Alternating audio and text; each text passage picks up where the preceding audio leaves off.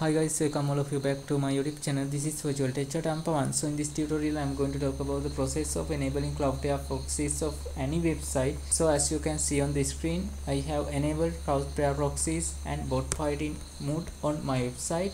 So when I am going to open my website, you can see my website is successfully connected with the cloudflare bot fighting mode and is 100% perfectly working on loading screen without having and facing any of loading errors like this.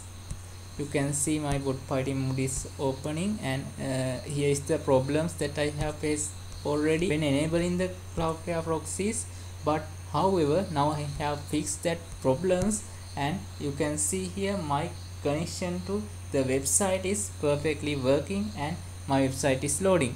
So in this tutorial I am going to show the process of fixing those kind of errors which I have showed already.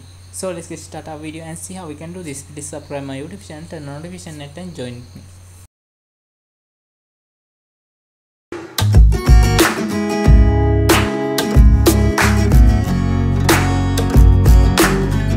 So guys, here is the problems that we have already faced with Cloudflare when enabling the Cloudflare proxy on your website on the DNS of your Cloudflare dashboard. But however, I have turned on this Cloudflare. So how I have done that? There is a small trick to enable Cloudflare proxies on your website. So after connecting your site with Cloudflare, you need to turn off the proxies option and wait several days. I recommend you to wait at least 1 week to host your website on the internet. So after that, you will be able to normally turn on this Cloudflare proxies. And after that, how you can clarify whether you have successfully enabled the Cloudflare proxy on your website or not, or otherwise whether your site is on the Cloudflare or not. There is a small way to find that one also. So you can simply search for Google like this, check whether my site is on Cloudflare or not.